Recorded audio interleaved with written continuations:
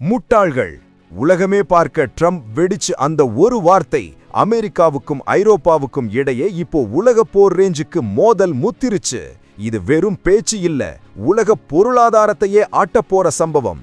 ஸ்விட்சர்லாந்துல உலக பொருளாதார மாநாடு நடக்குது. அங்க வந்த அமெரிக்க அதிபர் டொனால்ட் ட்ரம்ப் தன்னோட கூட்டாளி நாடுகளையே செமையா வச்சு செஞ்சிருக்காரு.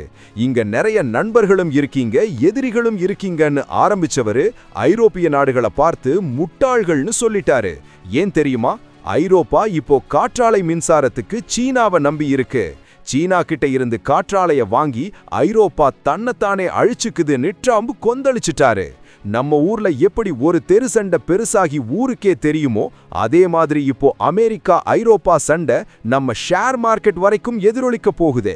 அது மட்டும் இல்லாம டென்மார்க் நாட்டோட கிரீன்லாந்து தீவை அமெரிக்கா விலைக்கு கேக்குது. ஆனா ஐரோப்பா அதுக்கு முட்டுக்கட்ட போடுது. கிரீன்லாந்த அமெரிக்காவால தான் காப்பாத்த முடியும்னு ட்ரம்ப் சொன்னது இப்போ பெரிய விவாதமாகி இருக்கு. ஐரோப்பா பலவீனமான கண்டம்னு ட்ரம்ப் சொன்னதுக்கு பிரான்ஸ், பிரிட்டன்லாம் செம காண்டுல இருக்காங்க. இது வெறும் வாய் வார்த்தை இல்ல, உலக நாடுகள் இடையேயான வர்த்தக உறவையே இது மாற்றி எழுத போகுது. அமெரிக்கா ஐரோப்பா உறவு இனிமே பழையபடி இருக்குமாங்கிறது சந்தேகம்தான். ட்ரம்ப் சொல்ற மாதிரி ஐரோப்பா சீனாவை நம்பி ஏமாறுதா, இல்ல ட்ரம்ப் வேணும்னே வம்பிழுக்கிறாரா? உங்க கருத்தை உடனே கமெண்ட்ல சொல்லுங்க. இந்த வீடியோவை ஷேர் பண்ணிட்டு நம்ம சேனலை சப்ஸ்கிரைப் பண்ணிக்கோங்க. ஏன்னா ட்ரம்ப் சொன்ன அந்த ஒரு வார்த்தை தான் இப்போ ட்ரெண்டிங். முட்டாள்கள்.